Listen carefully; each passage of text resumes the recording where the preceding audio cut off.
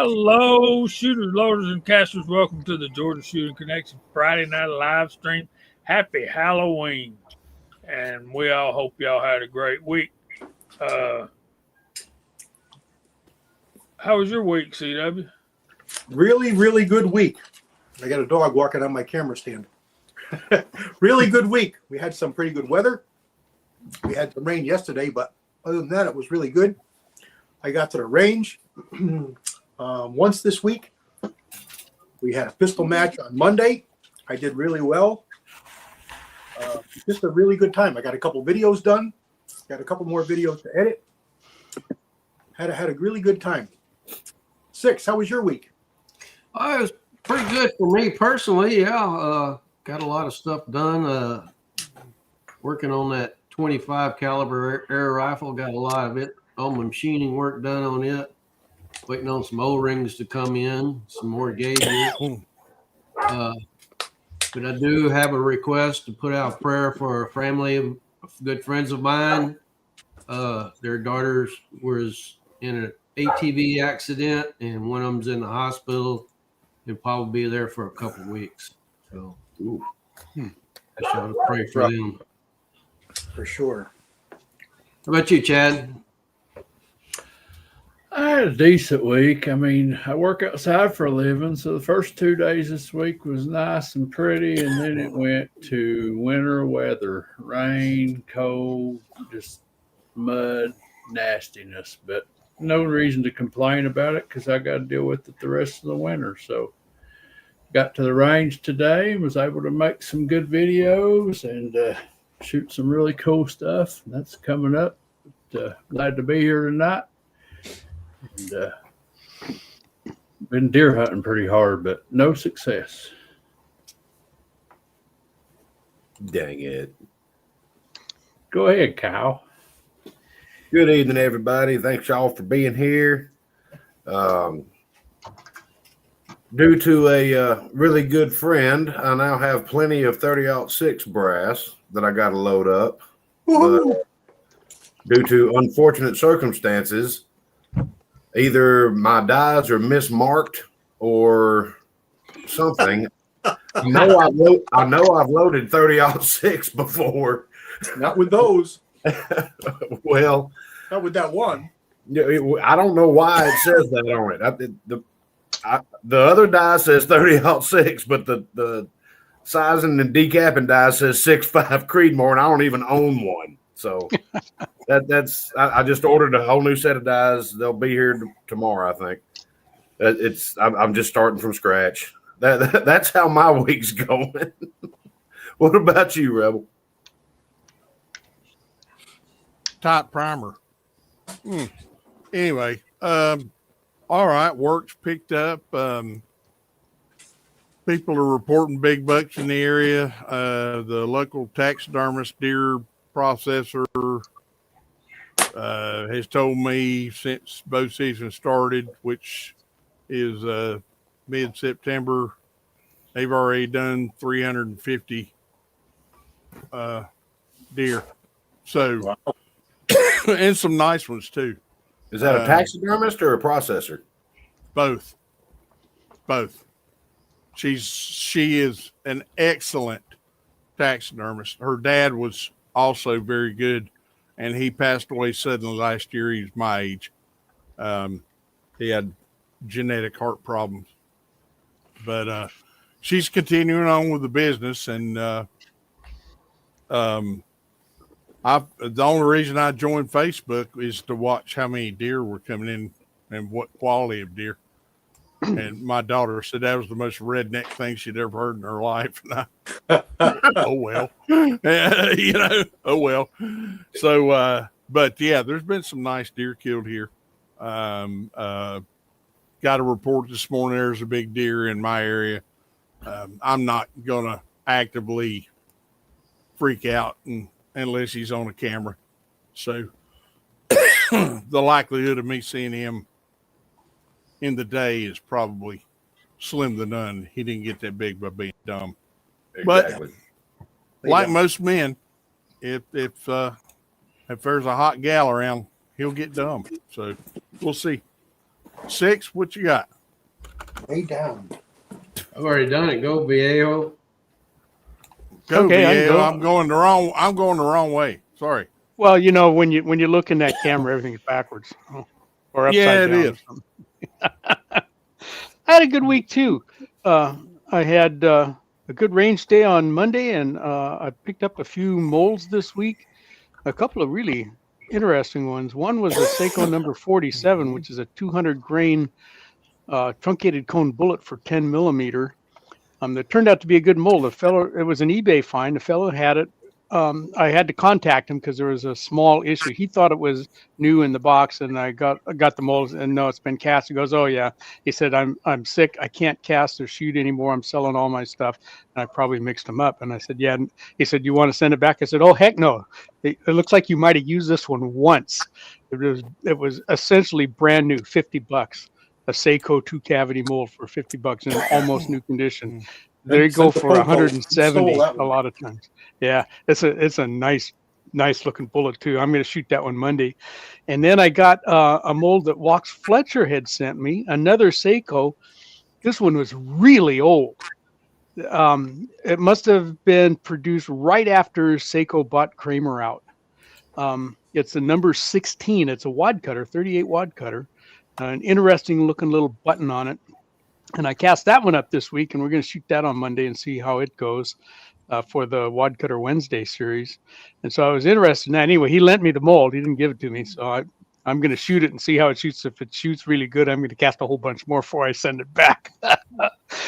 And then I'd been looking for that Wad Cutter series for a Lyman 429-220. Which is the grandfather of all wad cutters. It was designed by Abraham Lincoln Himmelwright back about 1910 for the 44 Russian cartridge. And I let one mold go a long time ago because it went like $300. And then I found out that Matt's Bullets, he's there in Arkansas, has the mold and will make the bullet for you. So I ordered some from him. So I got those this week. It's a really interesting looking bullet. It doesn't look like any of today's wad cutters. I got to figure out a seating stem that's going to handle it. I might have to make one, but anyway, that's going to be fun. We got a lot going on here. So yeah, good week. I got some casting done, some shooting done, some loading done today, and life's just sliding along on grease grooves, as the machinist in the house might understand. But anyway, that's what we're up to here. Bama Dad, how you doing, buddy? Doing good. Give me just a second. I'm trying to put the spring back on that Timney trigger. All right, we know how you're doing then. Yeah. I need to put my glasses on. That one spring is always a pain in the rear end. They call that the Jesus spring. That's the one that CW had all the fun with on his video the other day. It's a bugger. Well, it got that little captive ledge on there that's supposed to hold it in place, but it doesn't. It don't. But You talking about the Glock one or Trigger return. yeah? Trigger I ended up on mine poking a rod through a pin through. Yeah, that one, poking a pin through, getting everything all lined up on the pin, and like on a punch, and then pushing that one back out, and then you still got to get in there with trying to get them both behind that block. The pain in the butt. That's the hard thing, is trying to do it, because it just. I was able to use one of those little screwdrivers that go in your pocket, really skinny. Yep. And I had it was really fine edge, really small. And that was able to grab them really nice and hold it down and slide the pin through it. That's exactly what I did. You can kind of hold both of them down with that screwdriver blade. I held both of them down, And then you can think you got it done, and then they end up crossed. Yeah, they were crossed. Or it jumps off the trigger. The one for the slide stop is so weak. It'll flip across and lay across and. But I got it. Must be a lot. I had confidence. That's a nifty little tool right there that came from It's Tango Down, which is Larry Vickers' company. Yep. It goes in that little place right in the back of the mag. And it's got a pin punch on it, and it blocks up that wheat pole at the back. I really like that. But anyways, I've been doing good. It's rained every day except today this week. Seems like temperature's low. Had to turn the heat on. But other than that, everything's great. Jamie, how you, buddy? I'm tired, man, but I'm kicking and glad to be here. Y'all check out Walter's video on that NOE 401 160, I think it is. Is that right, Yeah. Walter? Yeah. The 40 That's caliber. That's a slick little bullet, and I had that in my cart, and I didn't pull the trigger at the time I was doing it, and I didn't buy it, and because I already bought 3 molds during the sale. Oh, shoot. I'll send it to you and you can cast a bunch up. Well, 3. You got to work up those numbers. Those are rookie numbers, Mitch. you need to talk to Ricky Baird. Those are rookie numbers. Jamie, we can make a day out of it. I got plenty of lead in the pot that's wanting a new mold to try out, and we both like 40 cal. So I love 40 caliber, y'all. Hey, Dwayne 7834. Hey, Steve. Glenn Davis is out there. We'll call all y'all out. Looks like Uncle Bob's there too. Uncle Bob. Show up? Yeah. Yeah, Uncle Bob. Uncle Bob. We saw you in a couple videos this week. You were upstaged by a much better looking person, but and it wasn't CW. Boy, was that Well, fun. you just a natural hound dog, ain't you? I posted. I threw up a couple of raw videos from. I don't from miss shoot- a one of them. on Wednesday, and I made them private. I put them up private.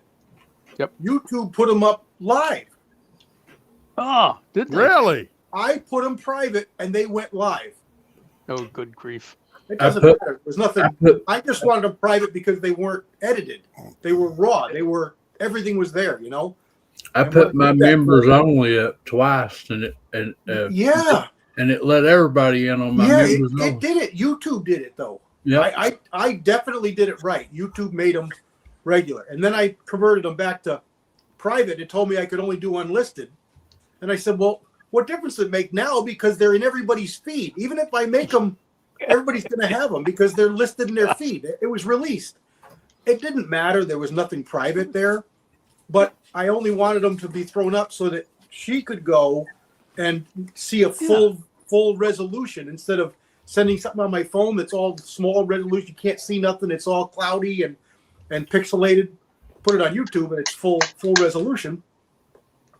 It didn't matter, but it was like live and learn. I'm glad it was nothing personal or private because you would never do that anyway. Bunch you're of putting it on- buffoons, man. You're putting it on I'll YouTube. make so- sure I mark all of my videos unlisted, and then I review them before I actually schedule them. Yeah. That's a Remind good me idea. to keep my wife off this when Walter's on. She'll sweep him away. He's Hey, all those he's all long distance relationships never work out. You know, He's all We're talking- slick and debonair, you know. Yeah, as in debonair, yeah, debonair, debonair. I love Walter. Y'all I got do a too. I problem. sure did. Daniel's right. He's the guy when you went into the bar to pick up chicks, you put him ahead of you, right? So he gets the best. He gets the pick of the litter, and you get all the others, the chaff. You know, because he's I good wonder if- looking and. I wonder if Daniel isn't onto something. Those videos are labeled private, and they Walter's got all guy kinds of always views. Walter's the guy that always left the dance hall when all the, early with all the good looking women, and everybody else hung around till 2 a.m. for the wolf call.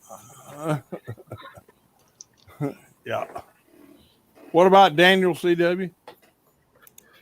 Well, he said that my video is getting lots of views, and he's right. I wonder if it's because they're labeled as private. Huh?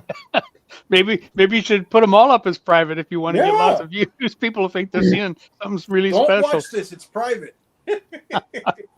Fall loud. You're gonna get me in trouble, brother. There's Floridian. Christian Grest out there. Good to see you, my brother. Good to see you. We want to talk a little bit about scopes tonight, but and Walter, you know that comment was meant with absolute love and admiration, brother. Oh, it's mine. Feel the love. There we go. There we go.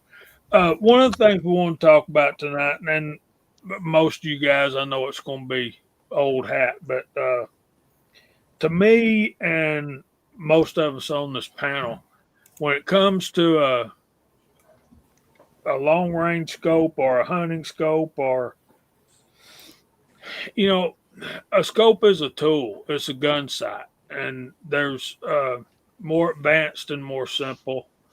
And I just think we ought to talk about some of the differences.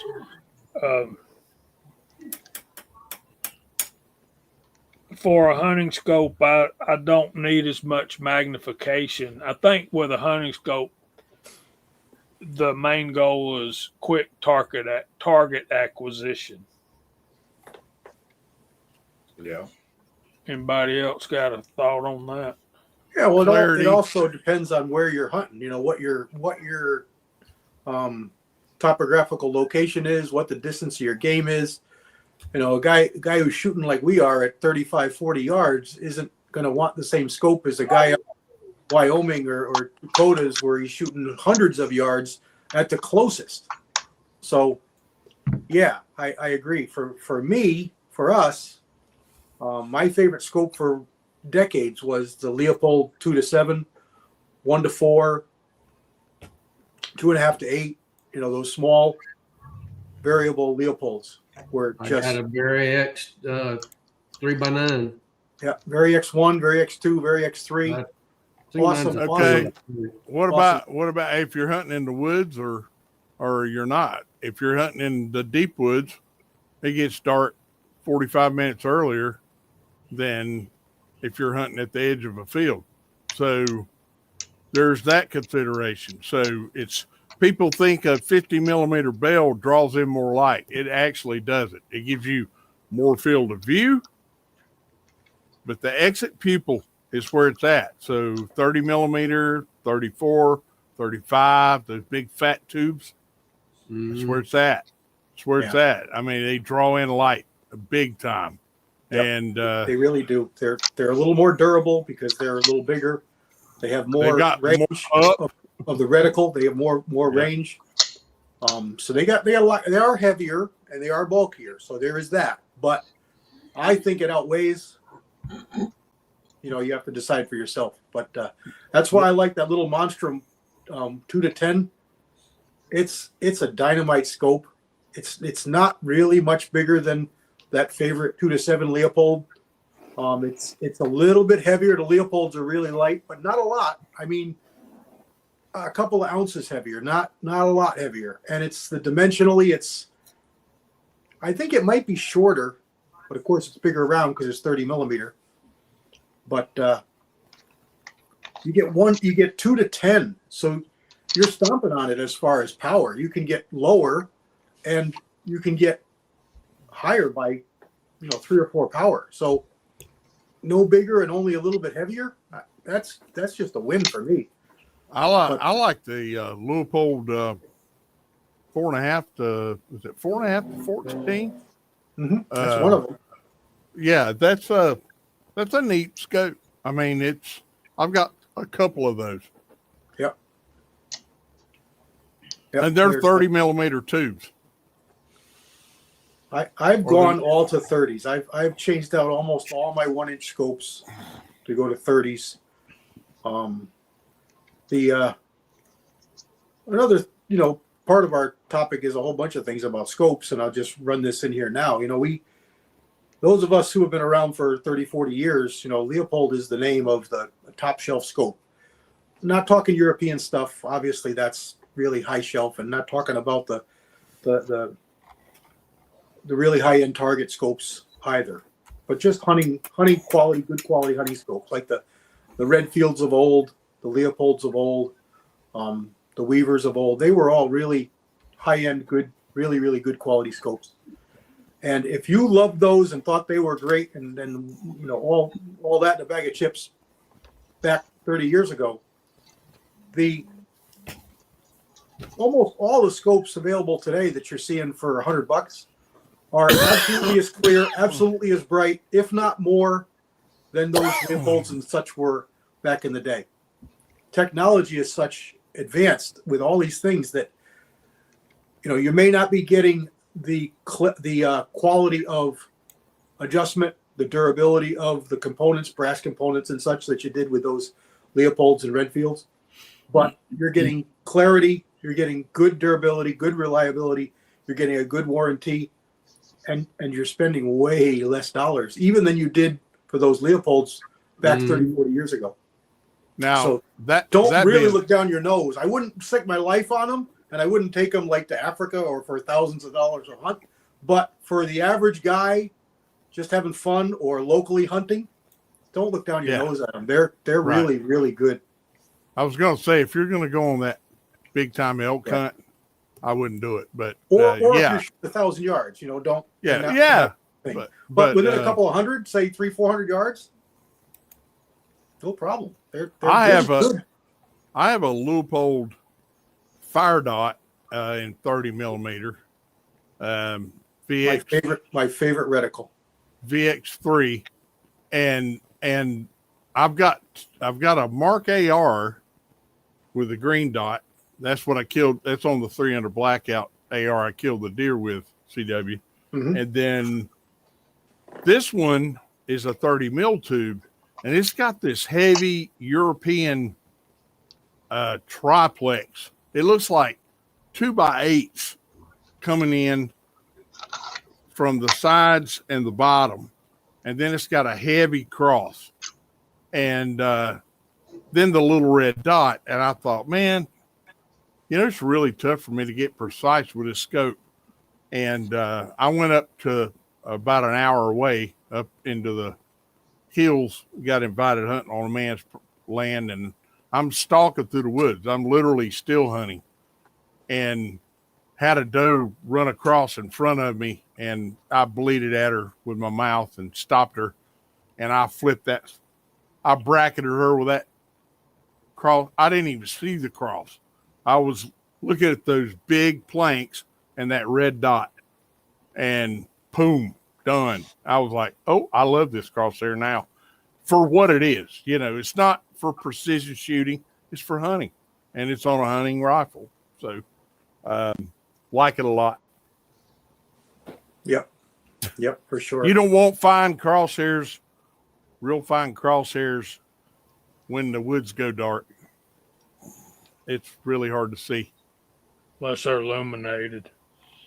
Yeah, illumination can bring back some of that, but I think you're still better off with a bolder crosshair for dark woods. Yeah, I really like a couple of my Leopolds. Those 2-7s went back to Leopold and got a German. They make a German 1 and a German 3 or a 4. I don't know which it is, but I don't know which one mine is. They're fence posts. They are fence posts with a sharpened point. But I'll tell you, fast in the woods down on two power and such. Mm-hmm. Nothing better. And except maybe a fire dot at the tip. If you put a fire dot at the tip of that thing, boy howdy, that would be the. And the fire dots are smarter than you are. They when you set them in the corner, you box stand, they go off. as soon as you pick them up, they sense motion, they come on. Yeah. And it keeps you from having to turn them off, really. Yeah. They're tremendous. That's my favorite hunting reticle. For sure. They're not, well, I was going to say they're not daylight bright, but they can be pretty bright. Yeah. But I only really use them, beginning and end of the day. That's the time I want them. Yeah, I don't need them other than that. Right. Yeah. My biggest problem with reticles is Christian's looking for a address, Jamie. If you can send him one. Working on it. my biggest problem with reticles is a lot of these newer ones, they're too dang busy. I don't need to do calculus while looking through a scope. I don't mind hash marks, but I don't need a Horus reticle to hunt deer. You know what I mean? No. I mean, some of these reticles, I mean, I'll just be at the store and start looking through scopes. I'm like, this is ridiculous. You know, what happened to just crosshair? 30 duplex is all you need. That's it. I've really grown to like a simple little couple of hash marks beneath my crosshair. Yeah. I've learned to really like those, especially if you've got a couple different loads or you're a cast bullet guy or subsonics. That's really convenient to be able to have multiple sight-ins. Yeah. My like you said, is just a straight up mill dot reticle. That's all it is, and that's plenty. You can do enough Kentucky windage to get it there without having to mess with the turrets. Even though my scope, you can dial it up 10 clicks and dial it back down 10 clicks, and it's still zeroed. So. Yeah, CW, like you were talking about the point, the German reticle. Yeah, I always use the point of the lower duplex as a holdover. Correct. I did too. And yeah, depending on the caliber, you know. Yeah. Fuzz, that's funny. What did Fuzz say? Open sight, something another. No, Daniel's secret weapon to getting big bucks is letting the wife drive at night.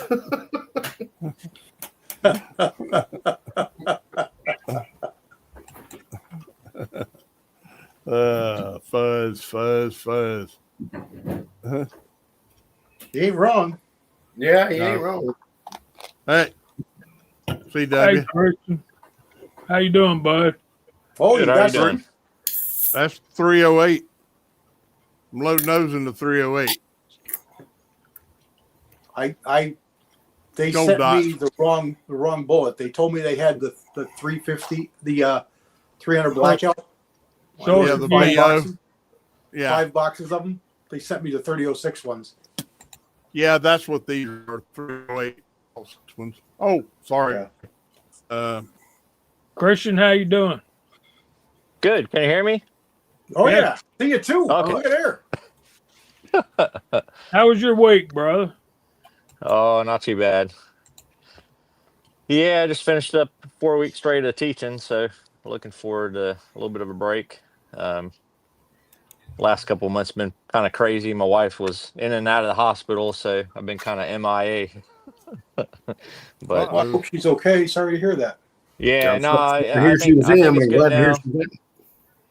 So yeah, she had a gallbladder removal back in August, and they punctured her common bile duct, and they sent her home, and she spent a week or so with abdomen filling up with bile, and Ouch. got all sick from that. And then they had to go back in and put stents. But she's had 6 surgeries since August. So, Good. but the last one was the 15th, and I think she's in good shape. She's actually with her mom at the moment. So. But yeah, other than that, excitement, just working and doing my thing. So I haven't been to the range since early August, so I'm looking forward to doing that this weekend. Hopefully I remember how to shoot. Yeah, I hear you. That's like I've seen riding a you bicycle. shoot, so I doubt that's going to be a problem. Yeah, you were shooting pretty good in June, so I don't think that'll be a problem. Yeah, y'all were talking about optics stuff. I was supposed to go elk hunting. Actually, I was supposed to leave this coming week, and I canceled that because of my wife's issues. So hopefully I get in some deer hunting. But well, I had put together a 6.5 PRC, and I'd got a nice new Leupold optic for it, and hadn't even had a chance to shoot it with that optic on there. So that's what I'm hoping to do this weekend. But yeah, maybe next year I'll try to go do elk hunting again. I don't know. I'm getting back and knee issues and stuff. I don't know. It might be. I think my time might be over for that. I went 4 times, and I think that might be it. So. Well, I'm interested in that PRC. Okay. Card. Yeah, I mean it's a good rifle so far. I like it. I haven't reloaded for it. It's that Howa 1500 with the carbon barrel. I bought the action together, and then I bought stock and stuff for it. And, I got a couple of videos on that from earlier in the year because I think I started that project back in, I don't know, January or so. And yeah, it's looks like a pretty good caliber. I think I'm gonna like it. I like to take it out to some distance. I was hoping to take it to some distance on some elk, but it's not gonna happen. Well, yeah, is that a short action? G23 wants to know. No, I think that's a long action actually. Yeah, I was Yeah, thinking. it's not short action. It's a long action. So Kentucky Rimfire and Hobbies, I know you're dying to say something about scopes. So For hunting, I'm a 3 to 9 guy. Everywhere I hunt around here is in the woods. You can't use big power around here. First mistake I ever made deer hunting, I went with a big old scope and thought, yeah, boy, I'll be able to see them good. Big buck comes tracing a doe across right to left, and I'm trying to get him in my crosshairs, and I can't find him because I don't have enough field of view, and couldn't get zoomed out enough to find him. And by that time, he's gone. So yeah. if I'm deer hunting, 12 power is the maximum that I would deer hunt with. Well, see, that's one thing I was going to say. I heard CW and Rebel talking earlier about the low power, like the 2 to 7, and for thick woods, that's great, and closer up. But I hunt in over pastures and in the woods as well, and I can see out 500-600 yards on one of our stands, and Right. I've found that the 4 to 12 fits that niche for me. That 4x12, I can turn it all the way down and have a 4 power scope in the woods. And of course, I'm using a 270 typically, or a 35 Remington, or a 350 Legend. And but that 14 power gives me plenty enough power to take deer out to 200 yards in a pasture. As you step up in the scopes, you start seeing things called 4 times magnification, and that's when you start seeing these magnification ranges that are like 2.5 to 14, or 2.5 to 12, or 3 to 15, or 3 to 18. You start seeing that bigger range. It costs a little more money for those scopes, but that'll get you some of that stuff that Jamie's talking about. For Yeah, I hunt a lot with a Citron S-Tac 4 to 20. And it's super clear scope, Japanese glass. I can go down to 4. And Jamie, I hunt over fields too. I can go up to 20. For 20 instance, times magnification is cheating. for instance, No, Jamie's it's last not. video, he's talking about his 7 to 35. 7 power on the bottom, 35 on the top. Now that's not going to be a close range deer rifle scope, but that shows you 7 to 35 power. That's quite a range compared to 3 to 9. Yeah. Right. Yeah. You know what I mean? That's a wicked amount of range. So if you got that scope with a 1 and it only went to 24, I mean that's huge. Can you imagine? It is. If you're sitting in a thick wooded area though, because I made the mistake of going coyote hunting one time with a 6-24, and six wouldn't just it wouldn't 6 back is a me out. bit much. Yeah, Yeah. It wouldn't back me out enough, Right. you know. Yeah. And I found that too. I've got a 6x45 AR, and I've got a loophole on it that's 6 to something. I'd have to get it down to see, but 6 is just a little too much for the woods. You know. Yeah. You need to drop down to 4. But Kyle, ain't nothing cheating in hunting, man. If I could set off claymores and kill my limit, you know, I'd do it. So. Okay, guys, we are past time to call out the side chat. So type in 3x9. How's that? Does that fit? That suit everybody? That sounds good. 3x9, and we'll call your name out on TV. And I couldn't agree with what all you guys are saying. I can't agree with you more. You put me on a bench, I don't want less than 20 though. Exactly. Yeah. I'm kind of surprised we didn't hear more from Kyle there about his 308 scope, because the Marines used a 10 power for long range scope for a long time. And I love my fish. time. I mean, there was guys back in the day shooting with peep sights at 1,000 yards. So 10 power is not backseat for long range shooting. If you I've got 3x9s. I've got 4x12s, open sights, but I love my fixed 10 on that 308. All the math is easy as long as you know about how tall that fence post is that deer is standing beside. You can guess the range and adjust accordingly, just with a drop of a hat. Just boom, shoot. Okay, we're going to call side chat out now. CW Longshot was in first. He's on the panel and in the side chat. So is Christian Grest. And we're Miss Kitty will address this comment here in a minute. Texas 6 is on the panel. Kyle Lusk is on the panel. And Viejo on the panel and the side chat. Crash is out there. Kentucky Rimfire and Hobbies is also on the panel. So is Bama Dad. He missed his 9, though. Made up for it. Andy Z79 Z28, miss you on the panel, bud. Glad you're here. Miss Kitty's out there. Glenn Davis. Mike the Rebel Hester is also on the panel. Paul Loud.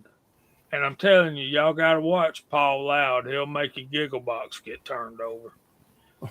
Ozzy Orsborn, 01 guy, Alaska 1 Andy, Boomstick, Walks Fletcher, my brother Ricky Baird's out there, Bobby Barlow. Bama Dad put 3x9 in there that time. Tim S, Dwayne 7834, Robert C. Nadeau, Bud with a gun, William C. Chapin. What's going on, Curtis? Mr. Pollard's out there. Hey, James. Dale Pogue, Ron 2A Matters.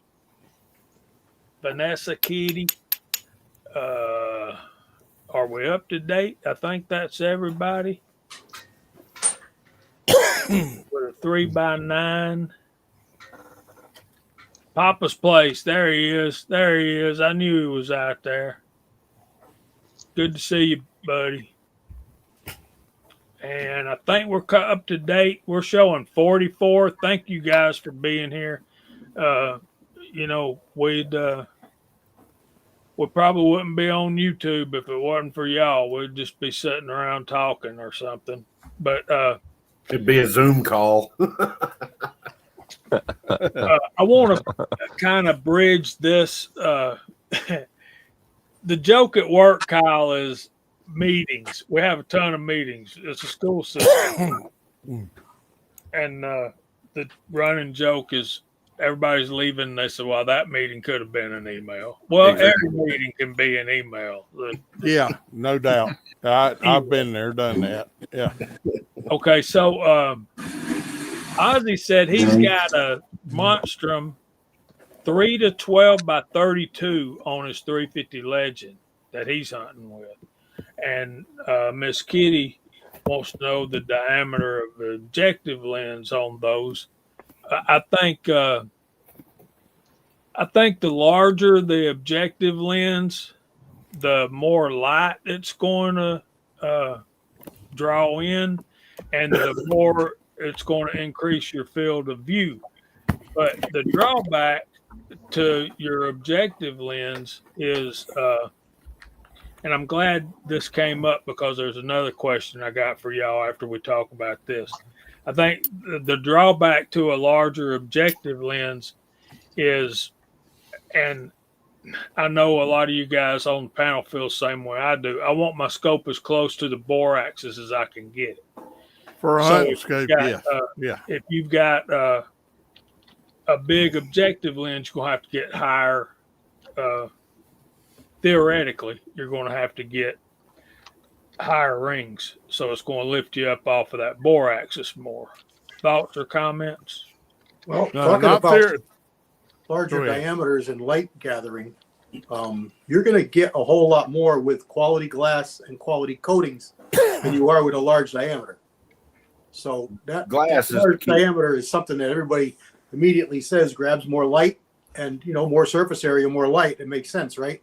But the ability to transmit that light is what the problem is. And without good quality glass and good quality coatings, which you're finding more and more in cheaper and cheaper scopes today, which is what I said previously, you're still going to get an advantage with a really good quality scope with better quality coatings. It's incredible the difference. And what you get on the other end is your exit pupil. That's the amount of light that transmits through the scope. And that's where you find some cheaper scopes where your head has to be in the perfect position to see through it. And then you look at other scopes, you can move your head all the way around and see just fine. Well, on those scopes, you can move your head around. That has a larger exit pupil. It means you got more light coming through and more ability to see what you're looking at better. A lot of these high power, really, really high power, cheaper scopes that we saw maybe 10, 15 years ago, they were awful. You had had to have your head perfect.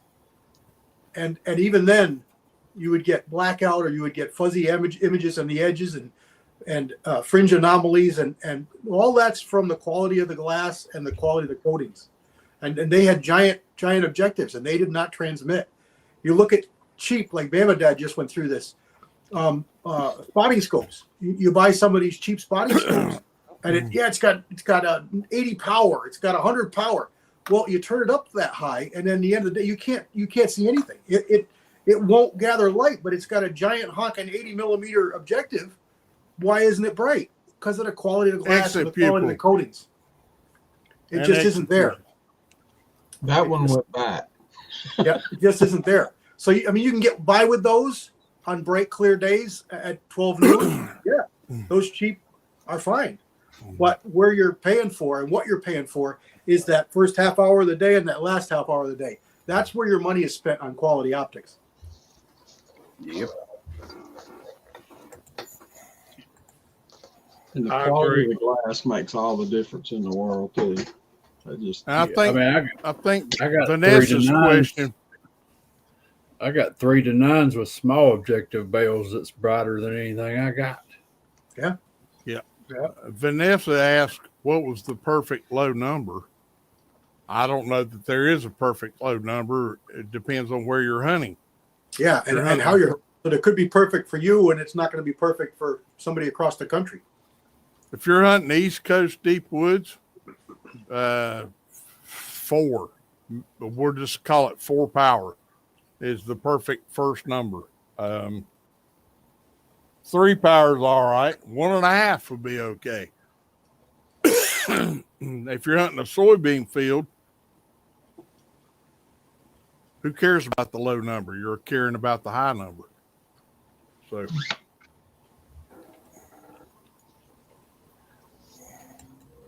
Then you got people like Josh with 243 outdoors that shows up with a 12 by 48.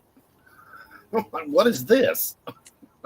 Yeah, well, I got introduced to a 60 power and an 80 power for bench rest shooting, and that's 80 crazy. power. Yeah, 80 power. All you seen is Mirage, dude. That's 60 That power and the too. I got a grains, 50. grains of paper in the target. I've got a 50 power Citron, 10 to 50, and you turn. I can count the number of times I've used 50 on the less than fingers on my hand. It's just too much. I got a 60 power, and I keep it. I don't never go over 40. Yeah, I mean, it's even on a cloudy day you can see Mirage. I was like, this is ridiculous, you know. For bench rest shooting, for me, my favorite is a fixed 36 power. Honestly, Well, there's another thing. You know, we haven't talked about a lot about fixed power scopes, but fixed power scopes have a lot less glass in them, so they're going to be brighter and they're going to be more durable. And yeah, you don't have the variable power that you can zoom in or zoom out. But if it's a target scope you're buying, don't dismiss those fixed power optics. You can get some damn good optics. Big fixed power, older. The Weaver T36. Oh, dynamite. The Weaver T36. Yeah, it comes to mind. I've got one on a PPC, and if I'm seeing too much Mirage at 100 or 200, I take it a little bit out of focus, and I can read that Mirage, and then focus it back and shoot accordingly. Any of those Weaver T series, you get a good price on one of those. Just snatch it up. Yeah, it's only one power, and yeah, it's 30 years old, but those were really good scopes. Really, really good scopes. I got a stash of them. Yeah. I buy her one I find. Yep. Now, you were talking about having your scope as low to the bore axis as you can get. That's fine for a hunting scope. For a bolt action rifle. That's fine. But if you got a lever gun with iron sights, I had a 3x9 on my 35 Remington Marlin lever gun, and I used that to verify the target. But most of the time, the shots were so close, I'd look through the bottom of the rings. What they call them, peep rings or whatever. See-throughs. I would look through the bottom of the rings and use the iron sights, and that's how I killed my deer. But I would use the scope to make sure that was a deer in the brush moving, you know. And then I just sit down and look through the iron sights and shoot. So I mean, there's plenty to say for both types. So. Which I've never done it, and I don't know if anybody else has. What do y'all think about LPVOs for hunting? That's mostly what I use actually is LPVOs. I've one got a to few 6, 1 to 8s. That 2 to 10 I mentioned a couple of times is one of my new favorite all-time scopes, and they're calling that a MPVO, medium power variable objective, variable optic. They make a 1 to 10 as well. Just cost about 3 times as much because getting that 1 power is a big deal. 1 power is really good on those because it's the same as your eye. So you can shoot with both eyes open. You can acquire targets faster and quicker up close. Where anything with more than 1 power, it's hard to shoot with both eyes open. That's the advantage to a 1 power. But yeah, they're fine. They have a lot of applications, especially when you get these new ones that are these 4 times zoom, where you can get up there 8 and 10 power. Heck yeah, that's a scope that can do pretty much anything for medium range hunting. It just seemed to make sense. Well, especially like for where I hunt, when I hunt. The big downfall with them that I can think of, thinking about this again, most of them are overweight. Most of them are tanks. They're pretty heavy. And that MPVO of mine, the 2 to 10, which you're just losing one power on the low end, is not a tank. It's a normal scope weight. where the 1 to 10, one more power, one more number power, it must weigh almost twice as much. Good grief. I wonder what do they do? What's They're causing just, it's because of the weight, the range, and that getting that low 1 power. It's just a lot of glass. It's just a lot of weight. Now, the closest thing I've ever seen to 1 power, because most scopes that say they're 1 power aren't really 1 power. You can stick your finger up in front of the scope, and if your finger's bigger, and they're like 1.2 or something. But was that Trijicon? When I first went into business, Dellett bought a Trijicon optic from me, and that was I sat there and looked through that thing. He was like, "Have you not taken it out of the box?" Because I was going to ship it to him. He lives in Montana. It's a guy, friend of mine, CW's. And I said, "No." He said, "Take the damn thing out of the box. I just paid $1,100 for it. I want an opinion." And I was like, "Okay."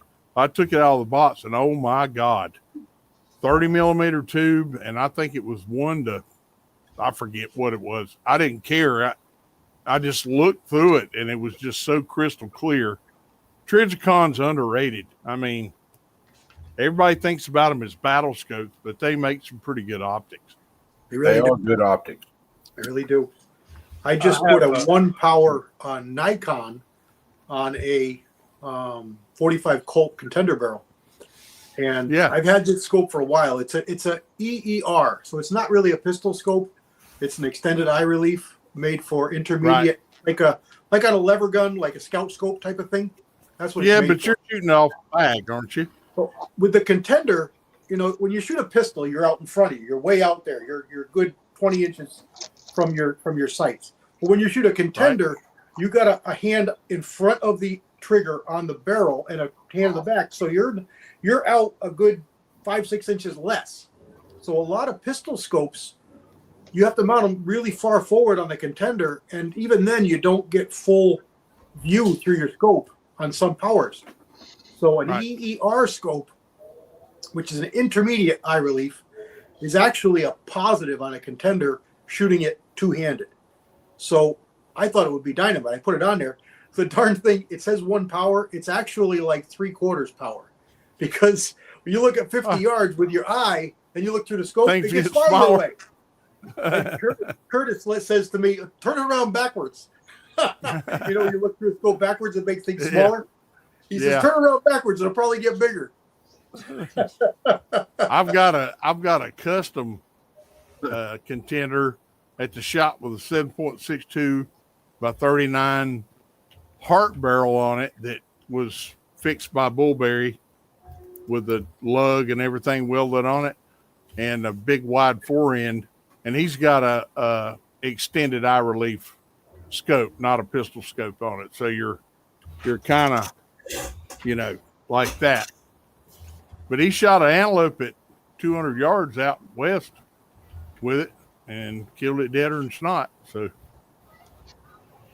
CW, However- my buddy sent me a picture from Gunbroker the other day. They had a Kimber 82 on there for sale, and he said, "Hey, like that scope?" And I looked at it, and I was like, "That thing's mounted on there backwards." They had the scope on the gun backwards. you're lying me. No, Really? It was backwards. God. Yeah. Dang it, man. Reminds me of all those odds with the what's that red dot optic that they always put on backwards in a lot of TV shows. The and aim such. point, the old aim point, No, it's like EOTech. electronic. EOTech. EOTech. Yeah. They put them on backwards. I'll tell you, this is a little off topic, and I'll shut up.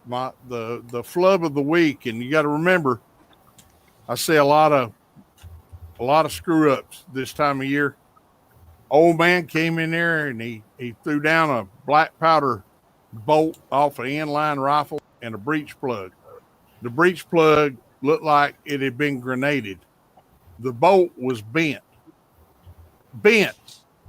and Trent looked at him and said, "No, we don't have parts for a Knight. Knight's been out of business for a good little while."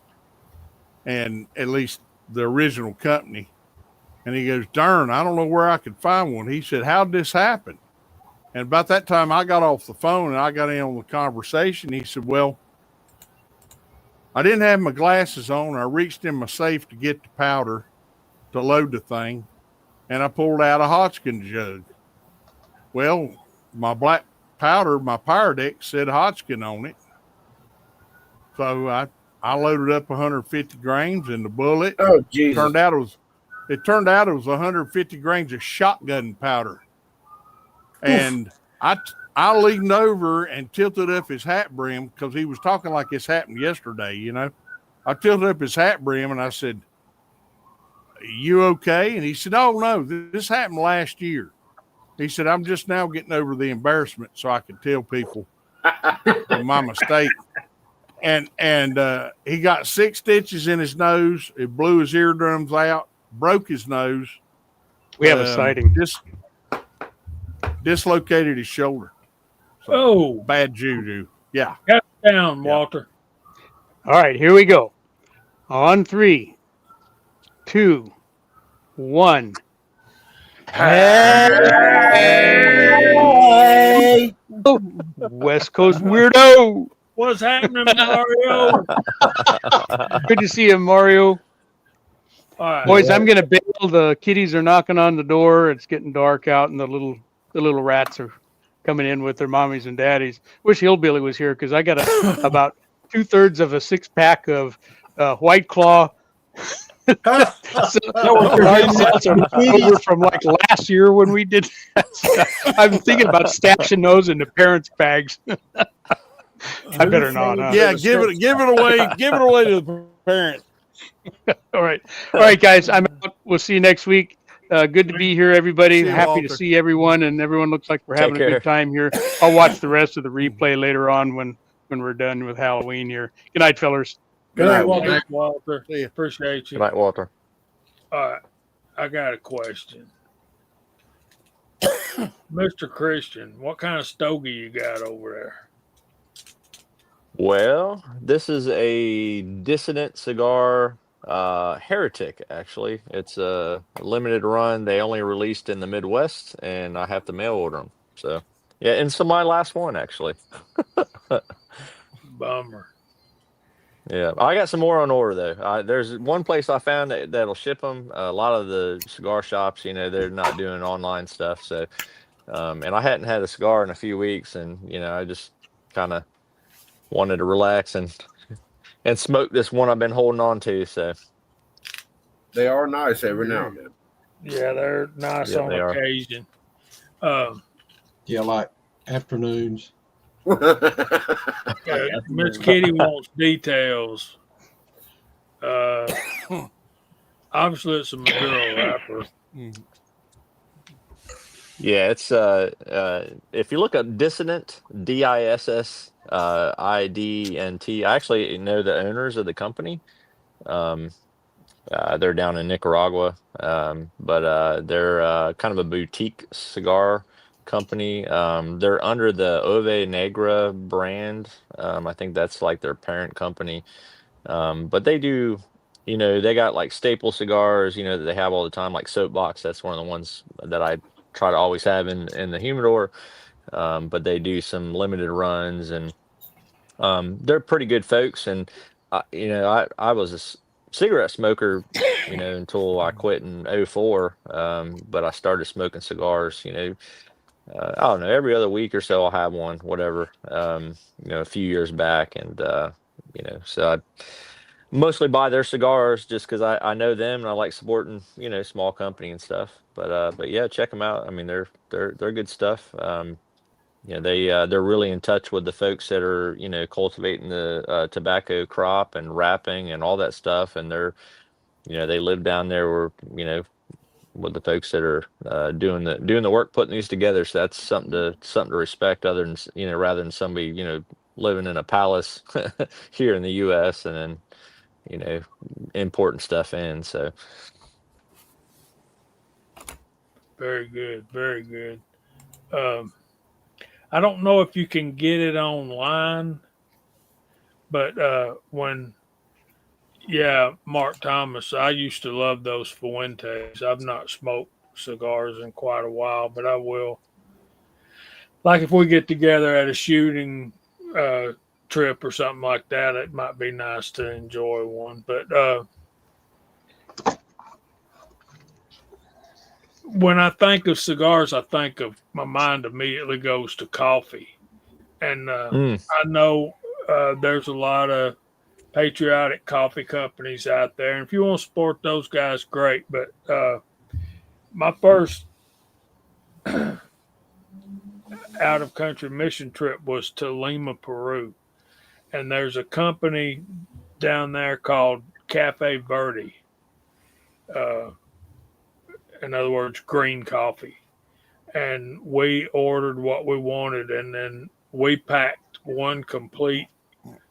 Well, we couldn't pack it all, but we basically bought a suitcase full of coffee. But we had to pack like 3 pounds in each person's bag and to check it, because if they would have accused us of importing coffee if we'd have put it all in one bag. It's crazy. But Go ahead. I'm sorry. check out Cafe Verde if y'all. I like a robust, medium to dark roast, and they make some awful good stuff. Yeah, I'll check that out. I'm a coffee drinker. Yeah, we I like dark roast stuff. My wife and I, we've been down to Nicaragua a couple of times now, and the first time we went, we stayed on an island called Ometepe. It's island in the middle of the lake. It's got 2 volcanoes, and we stayed at a little tiny place, kind of up on the side of the mountain, and they grew their own coffee, and it was awesome. And we brought back a couple bags of that, and it was gone pretty quick. My wife don't drink coffee, so it's good for me because I can bring it back, and I ain't gonna worry about her taking it. But but there's definitely some good coffee, and it's pretty cheap down there too. So. But I'll definitely check out that Cafe Verde. As far as the cigar stuff, I'm not really an expert or anything. I just, I know somebody that has a cigar company, and I smoke their cigars. I've tried other stuff, but I couldn't tell you, all the different ones and all that stuff. So I'm always open to try something new, though. But cigars get expensive, so I smoke one every 1 or 2 weeks. It's been about 3 weeks since I had one, so I was wanting to, kind of enjoy one this evening, especially on cold nights. It's kind of nice to get outside and, just relax and stuff. So, well, like I said, my wife's out of town. I'm by myself with just me and the dog. So it's quite nice and hanging out with y'all. I'm glad you're Hey, here. glad you're here, man. Good to see you. Reminds me of a Gene Hackman line from a movie. I think it was Gene Hackman. He said, Crimson Tide. they're more expensive than drugs. And they can get that way quick. Yeah, being a Georgia guy, I loved that movie, but I hated their battle cry.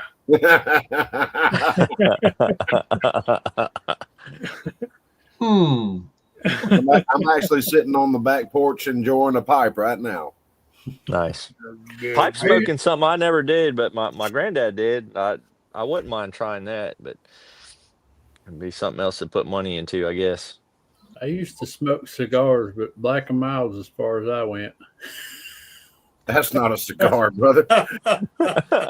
You might as well say Swisher Sweet. Hey, I'd smoke a 5-pack a day of them things. That was rough on the lungs. You're not supposed to inhale cigars, Chad. Or pipes. I smoked them just like cigarettes. Oh, good. Wow. You're lucky Now you're you breathing. Now you know why you're bald. That was a good one. Yeah, Miss Kitty, you're going to have to get my address and send me a couple of your cigars. Yeah, Nicaragua and Dominican Republic. Dominican cigars are more of the, as you advance into smoking cigars, you get out of the Dominican, the stuff like Monte Cristo and all of those. You'll go to more like what Christian's talking about. You get more into that stronger. I guess stronger is the word. More got that bite. It gets you right there. You know. I'll tell you, my sister and brother-in-law used to have they had a big deep sea fishing boat. And they went to right off the shore of Cuba, and they brought me a whole box of Cuban cigars back. And man, my mouth was watering. I thought this is gonna be fantastic. Those were the worst cigars that I have ever smoked in my life.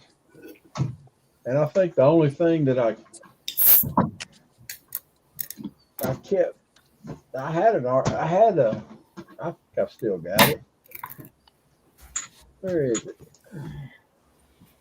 If you can find yourself a Cohiba Cuban, They're gross. oh no, those are the best. That's what I had. I had a whole box. Dang. I've been smoking stuff for 30 years, and I tell you, no, get your mind out. Get your mind out of there. But there are some cigars out there. God Almighty! I mean, I will turn green. Just woo. These Cohibas were that way, and these were actually from Cuba, and they were gross. They can keep them. I like the Fuente cigars better. And Fuente has a good line that's affordable. It used to be La Unica, and you can get Maduro wrap. You can get, whatever size you want. Used to they came in bundles instead of coming in boxes. You could get a real good deal on them. But now I've noticed in the past few years, a bundle of cigars is over $100. When used to, I could get them for $40. How do we go from scopes to cigars? I have no friggin' idea. They're long and tubular, I guess. What's the magnification on that Macanudo we got there? I know when it comes to pipe tobacco, I like straight tobacco. I like an English straight tobacco. I don't like aromatics. That goes away. So when it comes to cigars, I've had several Nicaraguans, and Christian, you do have to warm up to those. They give you a good, being a skull dipper for eons. I finally quit, and because it just got too costly, and moved on to something cheaper and smoked a pipe and to get my nicotine fixed. But a good cigar will blow your head off if you're not ready for it. You've got to know how to smoke it. Jamie says he thinks of coffee and cigars. I think of bourbon and cigars. Yes, sir. That's a good combo. Yeah. So Yeah. There you go. And the perfect glass too. Yeah, Glencairn. So that's the last little bit of a bottle of Buffalo Trace. So Ooh. Yeah. You spending money tonight, ain't you? no, Buffalo Trace is cheap. It's like sub $40. 39. Yeah, Yeah. 39, $40. It's not expensive. So, and I'm going to Kentucky next week to hunt deer, so I'm gonna make sure I bring some of that stuff back. See if you can get some pretty good bourbon. See if you can get some Eagle Rare. I've had that a couple times. Yep. How much Eagle Rare you want? I can go right down the street, like 0.6 of a mile away, and get case after case after case. How much you want? I actually like the Buffalo Trace over the Eagle Rare, to be honest with you. I like Woodford Reserve. Yeah, Woodford's like good. it It's got a little too. bite to it, but Woodford's good. I like a bite. I like Knob Creek. I like. Of course, I save my Woodford Reserve bottles and char my own liquor and put it back in the Woodford Reserve bottle. So, amen, brother. And then when you hand somebody that, they think you're getting Woodford Reserve. They're like, whoa, man! it's better than Woodford Reserve. Oh yeah, I know. You char your own liquor, and that's In the good. foothills of Kentucky. I mean, you got to learn something. If you're in Kentucky, coal mining, same thing. you got to learn how to do the other. Same thing as North Carolina. I mean, it kind of comes with the territory, Well, from I'd say Virginia all the way down to the Gulf Coast, there's something about homebrew, homemade liquor that just I think it's kind of in our veins a little bit. You Alabama guys use gator poop for Nah, your mash bill. I'm no gator I'm poop. kidding. I'm kidding. Y'all Only to start fires. Another Yeah. thing I want, a couple of more scope related things I wanted to talk about. Um, covered turrets or lockable turrets are mandatory for hunting scopes. Agree or disagree? Say that one more. Lockable, covered turret. Covered or locking turrets. I prefer covered, but locking is absolute minimum if you're going to use that style. Right. Yeah. Well, y'all got the side chat talking about Yeah. Liquor. Yeah, we got sidetracked. It looks LIKKER. like. Yeah. Well, Jamie, and CW have both seen me a few of my rifles, and they know I'm kind of a scope freak. It's been the most interesting part of being an FFL, actually, watching the cheap scopes get better and the real expensive scopes try to keep their price the same, but offer more amenities, so to speak, more bang for the buck. The Leupold is in a tough market. I tell people all the time, if you want a cheap scope that's not Chinese, it's very clear, go with the Burris. Old man Burris, before he died, he was like the last holdout, and he was making all the scopes in America. And after he died, of course, the kids that were there said, "There's no way we're going to be able to compete in this market. You know, we're to have a scope for every man. We're going to go somewhere." And they said, "Well, Dad didn't want to go to China, so let's go to the Philippines." So they went to the Philippines,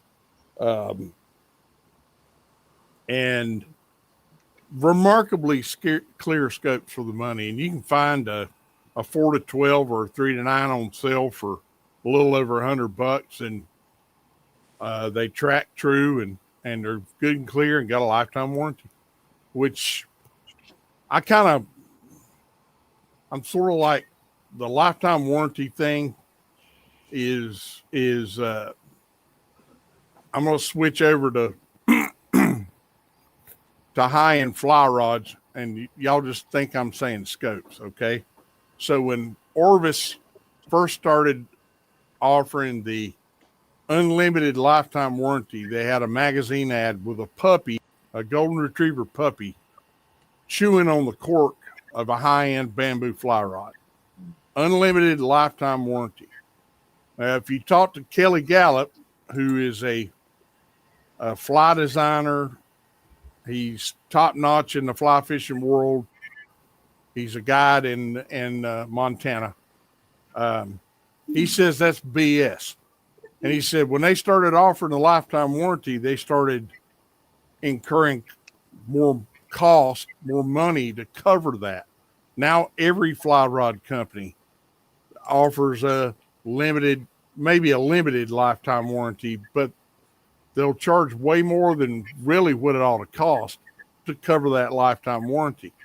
Scopes are the same way.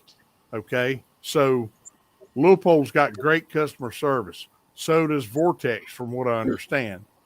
But some of that cost is naturally incurred because they have an unlimited lifetime warranty. If you run over your scope and your rifle with your truck, to me, that's on you. You shouldn't have to. They shouldn't warranty that. You did that. That was your damn fault. You know. you ought to own up to it and pay for a new scope. And they're just some. If you drop it out of the tree, it shouldn't be warranted. You should have tied a better knot. You know, that's your fault.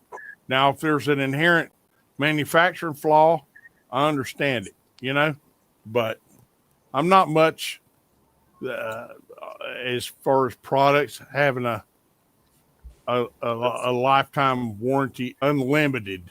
You know, because dumb stuff happens. Trust me, I've done enough of it, and you ought to pay for your dumb stuff. It helps you remember better, you know. Well, And I think. Go ahead. I'm sorry. I thought you was done. no.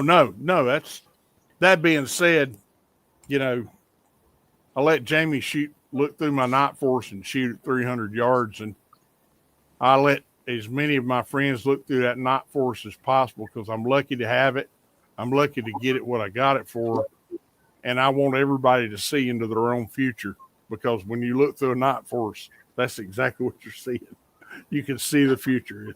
You know, it's a nice scope. It really is. What you're paying for with those scopes, at least at the start of the upper end scopes, is the trackability. Those turrets is what you're paying for. Because the glass is like I said, the glass and the coatings you get a little better coatings, but the glass is really good across the board today. It really is. Yeah. You gotta do a lot to get substantially better. You know, you got that German shot glass and stuff like that. That's side by side, yeah. But is it better? Twice the price better? You know what I mean? Well, what you're paying for better. Can I see orange better? You know, So you're paying for turrets, trackability, repeatability, and if you're shooting, you know, out past say 500 yards, that's where you want to spend your money for it because that's what you're going to get. Yeah, you know, that's one of the things. I was watching Jamie's video on his new one the other day, and you know, you put it up on the highest setting, and you start seeing a little bit of color aberration, and I'm like, but I'm looking at the target, and I can see it fine. I don't care if the left-hand side of that tree looks a little washed out. I'm not shooting at the tree. Yeah. I mean, it's not photography. I'm not trying to take a picture that's going to go on the front of Outdoor Life magazine. Well, Bama Dad, that's what we noticed that like the Night Force, most of those scopes, the colors get kind of like the greens, the browns, and whatever. They get kind of washed out. What are most Night Force scopes used for? They're used to shooting a target that's black on white, or green on white. Okay, that's what I care about. And it sees color fine. Don't get me wrong, but it's a little bit.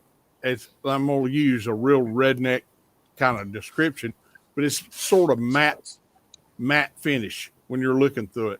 My buddy's $4,500 Schmidt Bender. You look through that and everything pops. Now we can get up on the hill right up from my house and look 4.5 miles away at a Hardy sign that's on the highway that's as the crow flies. And the difference between a high-end Miopta, which is much less than that Schmidt Bender, still has shot glass, it just doesn't have all the coatings, is that I can see the Hardy sign, he can see the Hardy sign, I can see the blue on the Hardy sign, but I can't see the orange, and he can see the orange.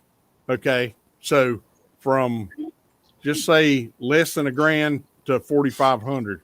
Yeah, and I hate the reticle on that Schmidt Bender. I mean, I can't stand it. So he shoots it great, but I can't stand it. And here's my whole point in it. If I'm going to try to shoot that Hardy sign at 4.5 miles away, which I ain't gonna never do in my lifetime, but you got to know my buddy.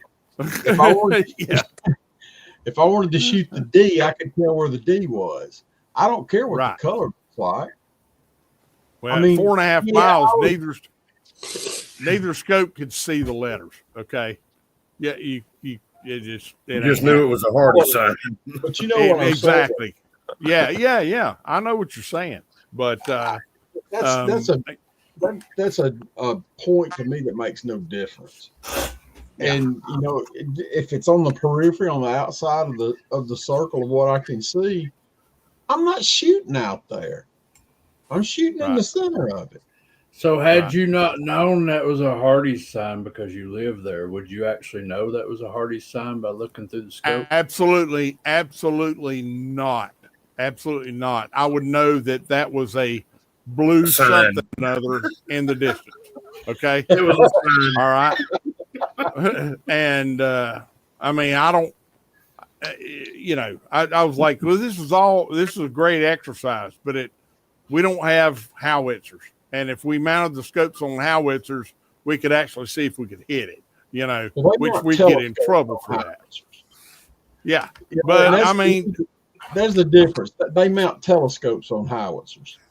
yeah, I know. And, but that Schmidt Bender to me is so confusing, in that European type of way, and that Miopta, while it's a Czech Republic scope, I've got two of those, and they tend to Americanize their scopes. So they're MOA, not MIL, and my brain does not work MOA. I mean MIL. I'm a MOA guy. I just am. I do everything divided by 8, divided by 4. I was about to say, you I'm do not it a quarter inch at a time. Yeah, or an 1/8 inch at the time, depending I feel on the like scope. I feel like one of the best answers of tonight is don't buy it until you sit behind somebody's and test drive it. Because Amen, brother. I agree. I got high end scopes that I can't see squat out of, but other people sit down and look through them and they think they're awesome. I hang out with a lot I got of mediocre scopes that I love, and I would go buy them again. But my buddy, he hates them. So it all depends on you and your eye and what you see, how good you It's see. a very, very personal choice, and it all depends on what you're doing. It's just like we were talking about the T series scopes. I'm not putting that T36 on a deer rifle. I got it on a 6 PPC. It's 100 to 300 yard bench rest gun. It's a I'm trying to shoot in the ones with it. The best I've ever got is the low 2s, but there's always a goal, and it's not the scope's fault. That's my booger hook. And this goes with what you're saying. I hang out with a lot of guys that, they're sharpshooters, snipers, whatever, and they're chassis gun guys. And they're like, yeah, you're going to put $2,500 in the rifle, but you're going to put $5,000 in the scope. Yeah. I'm like, why? It's all a personal choice. You find what works for you. What works for me might not work for you, but it works for me.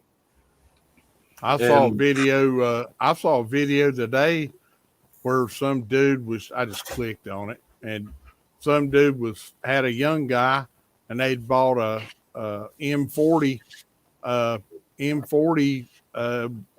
fifth generation, which they skipped the second generation. You had the M41, and then it skipped to the 3, and then the 4, and then this was a 5. And it had the honest to God military trigger and everything. The guy was talking about, man, this is such a great rifle. And it's in the lowly 308. I'm like, shut your mouth. That's one of the best deer cartridges ever created for, 10 out of 10 people. And you're good to 1,000 yards with it. Yeah. That's its wheelhouse. I will peel your dang watermelon at 1,000 yards with a 308. Yeah, no kidding. I mean, and it's Jamie's very seen predictable. And it's what, Kyle, 12,000 rounds, and then the barrels wore out. Where all these new cartridges, even the venerable Needmore, is lower than 2,000. I've got over I've got over 5,000 rounds through my 308, and It's that just barrel it's looks just brand broke new. in. Yeah, It it's looks just broke brand new. in. Yeah. Yeah. I love 308. Well, it's I've never felt undergunned with one, you know. But I'm not, and you think about it too, a military sniper for all the money they were talking about that M40 being $10,000. It had the Schmidt Bender USMC scope on it and all that stuff. And I was like $10,000 to shoot a man in the torso. Well, see, what I've got on my 308 is the equivalent to what I used in the Army, which Yeah, was the Super Sniper. Yep, that's right. It was a government contract. It's exact same scope. So, Was Rebel, yours a yes, sir? Glenn Davis wants to know what model was that Burris you were talking about? That was good one for the money. Full field. They've I got know, many different configurations of the full field, but that's their kind of intermediate line, and they're great scopes. Hey, Jamie, that 6.5 Creedmoor you shot of mine back in July, that had a burst on it, by the way. Yeah, that was a good. And scope. Burst makes some high dollar scopes too. Their EFR is what, Christian? They're up there. They're pretty expensive. Yeah. Yeah, that one I got's a MTAC, older MTAC. I mean, I've had it on there forever. It always does the job, so I've never changed it. Right. It's been a good scope. Well, that's one good thing about what you leaving? Yeah. Yeah, it's 9:30. I'm gonna get out of here. Want to put up a link for your show, your chat? We'll see. Chad's gonna go over to his site and talk about scopes. So I was going to say, somebody said something about the night force there being able to see the bottom of your bank account. Yeah. I got a night force BR on my turbo, which was right at $2,000 scope, and I also have a $800 Athlon Herreras that's I enjoy shooting it just as much as I do the night force. I can't see the difference in the money. I mean, it's what suits your eye. Right. And I think that, like CW said, the night force was built when the Navy SEALs built their sniper program. They all went through the Marine sniper program, came back and built their own. And Night Force started developing scopes. They were already a company, but they started developing scopes for a military contract.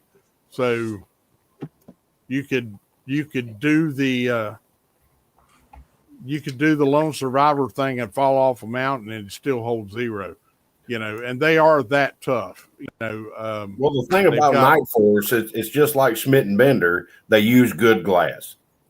Well, yeah, but the key is it's got a detent ball. So when you turn, it's got instead of just a little clicker, like on most cheap scopes, although those might track, it's got a detent ball, a stainless steel detent ball that goes chick kunk and goes into the recessed area for the turret. And it takes a whole lot to bump that off, So, Brian, the link, I put it in the private chat if you don't care to copy it and paste it. I don't have it on my phone to be able to put it in a side chat. I got you, it. bud.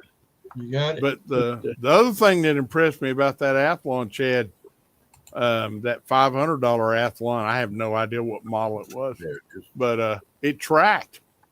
We did a box test on it, and it tracked beautifully. So very impressive, Yeah. So very impressive. I tried the Athlon Talos, I think it is, and it Yeah. says it's a 24 power. It's a great little scope, but if you look through it, compared to one of my regular 24 powers, it's more like a 16 or 18 power. It's just it's not rated correctly, but it's still a decent little scope. It's not a 24 power. And that being said, I've had some look through some high dollar Leupold scopes that were bright and beautiful, and then some of them looked like I was looking through a paper towel tube, some of the older ones. So it's just my eye, you know. You know, it was funny. Clint Smith, his wife always shoots Schmidt and Bender, but he only shoots Lupo. Yeah, it's his eye and her eye, you know. Yeah, and he said, and as long as they're providing them for her, she can continue to shoot them. I was gonna say, I'd rather have his eye. Yeah, let Chad finish up here. I'm jumping out. I usually get on with my guys at 9:30 and get my show ready. So come over and check us out when Jamie's show's over. We talk a little bit about bench rest shooting over at Let's Talk Bench Rest with Kentucky Rimfire and Hobbies. We're always on Friday night at 10 p.m. Eastern Time. And tonight we're going to talk a little bit about how to interest new shooters to the competitive sport of shooting bench rest, and also how do you retain those shooters? How do you keep them from getting discouraged and leaving? So should be some good topic tonight. That's cool. And the link is in the side chat. Link is in the side chat. So glad to be back. Hope y'all get your big deer, those y'all that are hunting, and I'm going to let my daughter and her boyfriend take my place tomorrow. I'm going to take a day off. So I hear you. You're going to be like me. You're going to sleep till you wake up. That's right. Which would be about 5 o'clock, Jamie. No, man. I'll sleep. Just, I get to hurting. I get to hurting too much, and then I wake up. I was up at 3 a.m. this morning. Bless your soul. I can't I was sleep up in. at 4. Can't sleep in. All right, guys. We'll see you later. Thank you. Good night, Chad. Good night, Chad. Good night. And with that, we'll probably get into the verse of the week if y'all ready. Y'all ready? Yes. Roll Go that ahead. beautiful thing, book.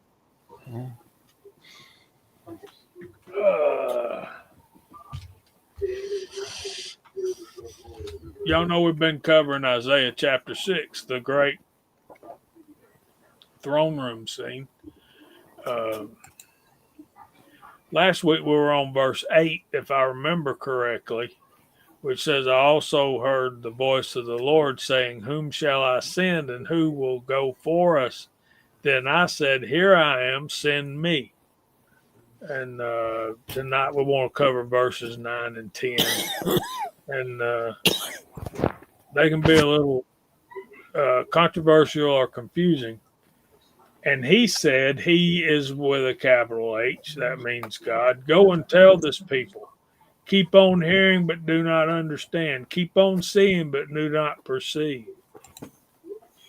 Make the heart of this people dull and their ears heavy, and shut their eyes, lest they see with their eyes and hear with their ears and understand with their hearts and return and be healed. So this is God's reply to Isaiah telling the Lord to, here I am, send me, which was a reply from God. Who shall we send, and who will go for us? Let's break this down a little bit. So God tells Isaiah to go and tell this people, keep on hearing, but don't really listen. All right. You're hearing me, but you're not listening. And keep on not understanding. Keep on seeing, but don't perceive. So, everybody on this panel and everybody out there in that side chat has done the same thing. when your wife's talking at you or yelling at you, and you just shut her out, and you're just going on about your business. And, yeah, Alabama dad looking the other way. I don't know what you're talking about. And see, guys, we can get It's called away with that. marriage here. Yeah, we can get away with that sometime with our old lady, but you ain't gonna get away with it long from God.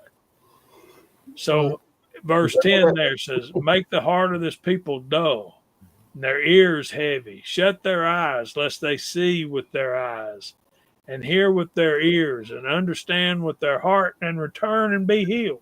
So God's telling them that if you'll do right, if you'll listen to me, if you'll open your eyes, if you'll understand with your heart, I'll heal you and I'll heal your nation. You got to understand, the nation of Israel is in captivity in Babylon right now, and God's wanting to do something for His people, but they got to do their part. John MacArthur, who I love and I share with y'all from him every verse, says that do not understand, do not perceive, verses 9 and 10. Isaiah's message was to be God's instrument for hiding the truth from an unreceptive people. Centuries later, Jesus's parables were to do the same thing, and he lists a whole bunch of the parables of Jesus, which I did a Bible study in my CMA chapter once, just on the parables of Jesus. But the reason God was hiding the truth of the message was because they weren't willing to listen, to hear, to see, and understand with their heart. And that's the only reason. David Guzik says there, he says, when he said go, when we say, "Here I am, send me," to the Lord, we should expect that He will say go. He may say, "Go and serve me here," or "Go and serve me there," or "Go and be prepared for future service." But God always has a go for us. Go and tell these people, keep on hearing but do not understand. Keep on seeing but do not perceive. God told Isaiah to go and preach to a people who wouldn't respond so that their guilt would be certain. As Trapp wrote, Isaiah would preach them to hell. That's not nice. Make the heart of this people dull and their ears heavy and shut their eyes. This is an unsatisfying audience and ministry for any preacher. Isaiah might not be satisfied with this ministry. The people might not be satisfied with it, but God would be satisfied with it. And understand with your heart and return and be healed right there. He says, this shows what the Word of God can accomplish when it is received with open eyes, open ears, and an open heart. It brings understanding to our hearts. It makes us return, and it brings healing to our lives. If you are under the Word of God and these things aren't happening to you, ask God to work in your eyes, in your ears, and in your heart. Very good from Dr. Guzik there. Questions or comments? Oh, comment. It's when you read that over on verse 9, and then it brings it over into here. It says, "Make their hearts dull and their ears heavy, and shut their eyes." Coming up in chapter 11, you got the greatest prophecy, I think, in the whole Bible, and it's Isaiah before, how many hundreds of years before Jesus was ever on the face of the earth. He prophesied the coming of Christ, and in detail, and the Jewish people didn't see it. They still don't see it. But we also hear in the New Testament, we see where God says that He had blinded the Jews for the sake of the Gentiles, that they may be saved. So we're looking at the book of Isaiah is incredible from beginning to end. It shows us the throne room of God. It shows us the coming of Christ. It takes us all the way through in one Bible, in one book of the Bible. It's kind of amazing to me to see that even today, to this day. I was having a conversation with a guy from Israel the other day, and he, he was bringing up something about, he was trying to do away with the fact that Christians are basically, in his eyes, he thinks we're nuts. And he made the statement, he said, all these Christians want to blame us for the crucifixion of Jesus, but yet we're not the ones that did it. And I sat there and said, well, no, actually, you weren't the one that did it. It was the Roman soldiers that did it. And they did it because of Pilate. But Pilate had said, I find no guilt in this man, but because of what you do. But the Jews to this day, the people in Israel, they still blame Jesus for saying that he was, he broke Roman law. And so they turned him in for breaking Roman law. There's no truth in that. They still to this day are blinded. And a lot of them, I know there's a lot of Jews that have become Christians, but as a whole part, the nation of Israel is a very stubborn, stiff-necked people that refuse to listen. And I told him, I said, no, I said, I told the guy, I said, it was your leaders, the Sanhedrin, that demanded his crucifixion. I said, but ultimately, from a Christian perspective, we know this, that Christ came for one reason, to give his life as an atonement for our sins and your sins. And, but, of course, at that point in time, he turned around and walked off. So, seems to be the way of it. But if they don't believe that Jesus was their Messiah, they're not wrong. They're justified in their mind and in their heart. And Walk says we don't blame Jesus for anything, and I can get that, but it's like, I was praying about this morning. I mean, literally this morning, just pouring my heart out to the Lord for Jewish people, and I think I got a word from him. If look at it this way, if Jesus was not the Messiah, what did the Jewish religious leaders do wrong? It wasn't the average Jewish guy on the street like us that put him on. Just like it wasn't. They had nothing to do with that. But I'm starting to.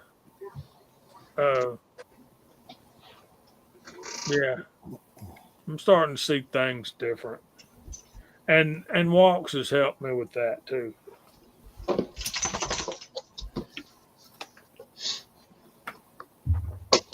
If they don't believe in Jesus, are they really God's chosen people? They are God's chosen people, and they always will be, which is why this country can never. I agree, 100%. Not back 100%. But if they don't believe in Jesus, are they truly? They're wayward. They're lost. Are they not? Come here. That's an argument. I mean, it's not an argument. It's an understanding. There's covenant. God's a covenant keeping God. The Bible says that he watches over his word to perform it, that he's a man that cannot lie. And he made a promise to him. He made a promise to Abraham. Yeah. And more than a promise, He struck a covenant with Abraham. And, you know, we say promise. We use the word promise, but we all know we break promises. God don't. Well, yeah, and it's God uses the word covenant, which is it carries a little bit more weight. And Yeah, but surely he has to be disappointed. well, I mean, Here's the thing, and I can when prove you look to at you. it, if it's your child and he's rebellious, yeah, it breaks your heart. Here's Well, the I thing. mean, I he's want y'all to, if you don't think that Israel is God's chosen people, go read Ezekiel chapter 37 about the dry bones. oh yeah, Well, what you'll find out is that God made a promise to them way back to Abraham. Well, in 1948, he started reviving the kingdom of Israel. Yep. So to me, that's the, and I'm doing on the end times prophecy with my Sunday school class, so it kind of gets in there. But you know, God loves the nation of Israel, and I believe that Jesus loves his church. We would not be a church if it weren't for Israel and God's Abrahamic covenant. Period. true. No, we're grafted into that covenant. Is what the Bible teaches us. You know, it's we've been grafted in. I just We're don't. adopted. I know Jesus or Israel is God's chosen people, but I don't think that Christians have to go through one thing to be saved, and the Israelites, the people of Israel, have to go through nothing to be saved, except for that covenant by birth. You know,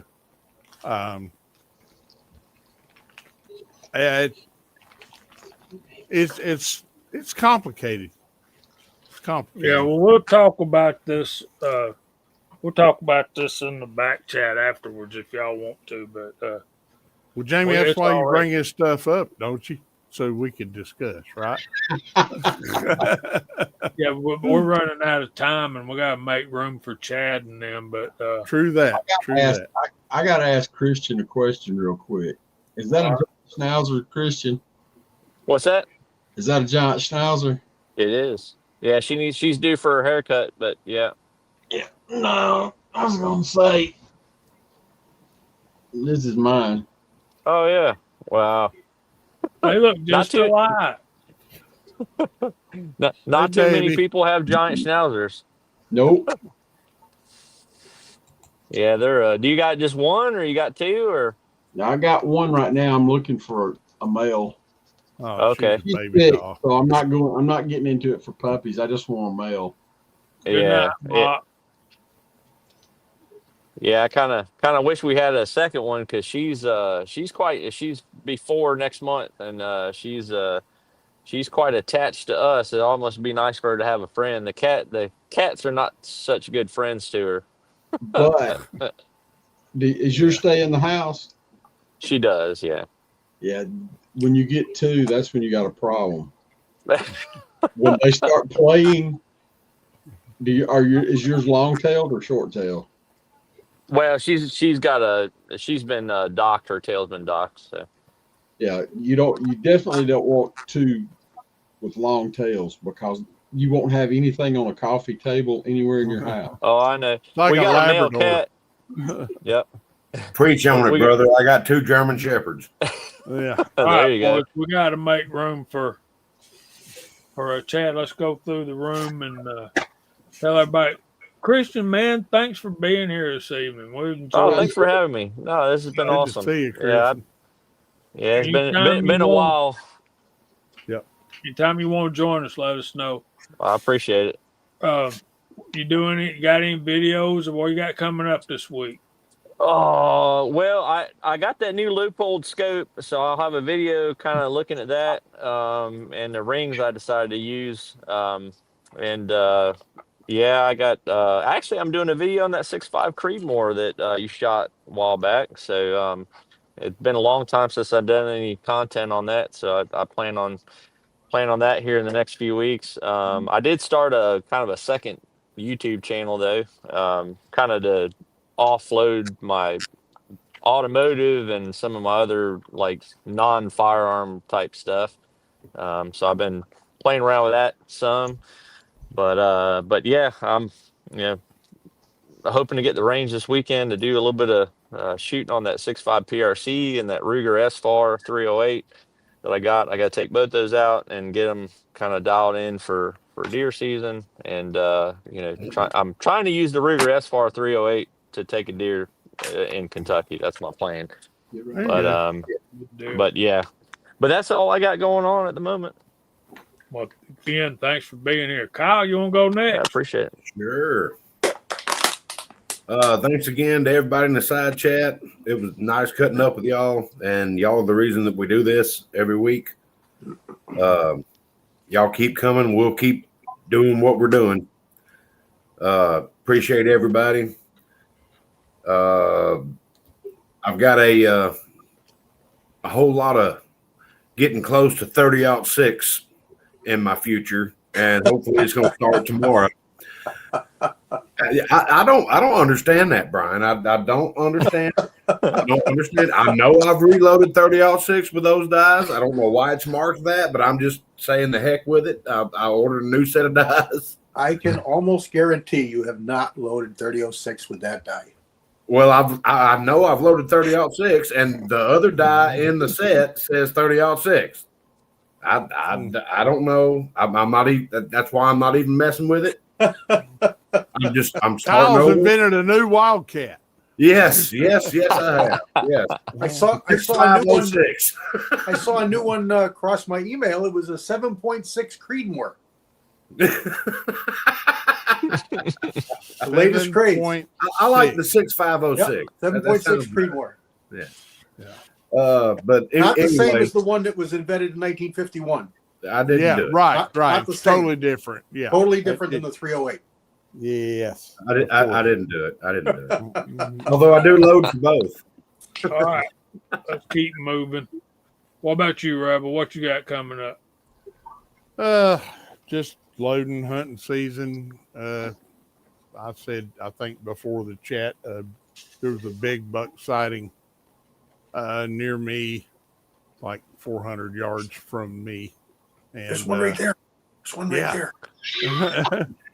And this was a Southeast Ohio boy saying this was a monster buck. So I was like, okay, well, if he happens to, I'll stick the gold horseshoe up behind the end, and if he happens to walk in the field, I'll kill him. But, I doubt I see him. But if I get him on camera, that'll just be glorious. That'll be, hey, this walked across my property, I don't have to kill him. I shoot does. They eat better. So anyway, Bama Dad, what you got? Oh, not much. Just enjoy being here. It's a blessing every time we get to come. I enjoy y'all's company. She's not coming tonight. No, nobody's coming. Going to, I'm going to go back up to the range that me and Jamie went to next week and see if I can't get some, see if I can't get this rifle on point. I think I've got it straightened out. We'll see. Next time I see you on a phone at a shooting range, you better be looking up dope on that Hornady app. You don't have to put that in your video either.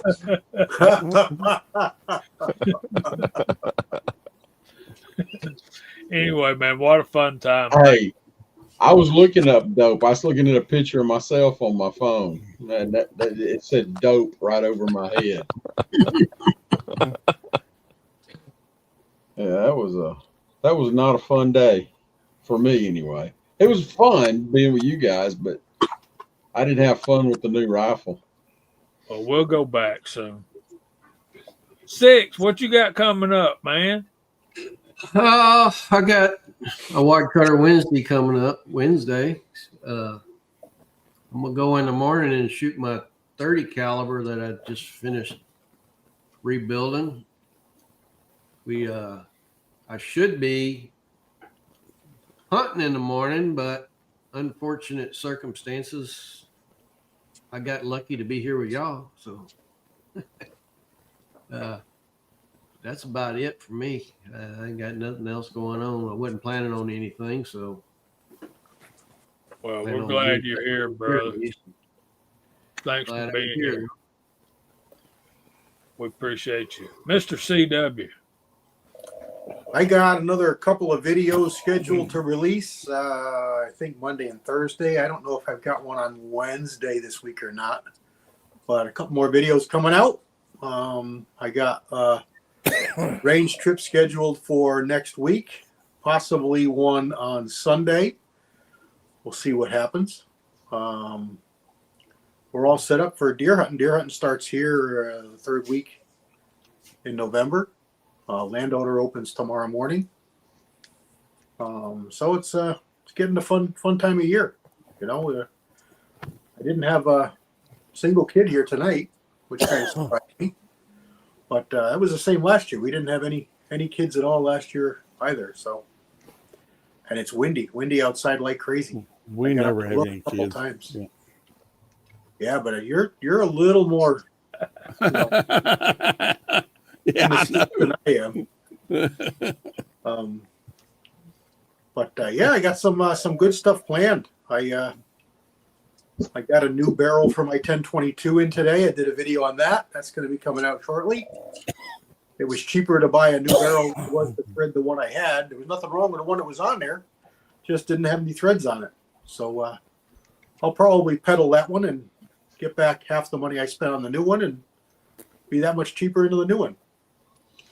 There you go. But having a lot of fun with the suppressor and different stuff. So just continuing along those lines and good times. Thank everybody on the panel and everybody on the Slack chat. Really good active thread posting. We were all over the place. We had liquor and Scopes. cigars and scopes, and it was really good. Dogs. Come on, girl. Earth of the week. Fun times. Yeah, good stuff. My girl's over here looking for somebody to come over, but she ain't coming over tonight. Uh-oh.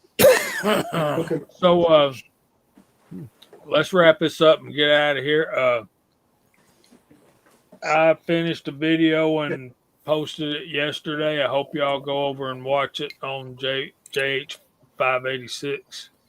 I need to do more of that stuff. On your way out, if you hadn't, we'd ask you to hit that thumbs up button. I don't ever ask for anything like that. If you're not subscribed, we'd appreciate that. That helps us get out to more folks. Other than that, the Lord bless you and keep you. The Lord make his face shine upon you and be gracious to you. The Lord lift up his countenance upon you and give you peace. We hope the Lord blesses you all real good. And if he's willing, we'll see you next Friday night at 8 o'clock. Say good night, y'all. God bless Good night, everyone. y'all.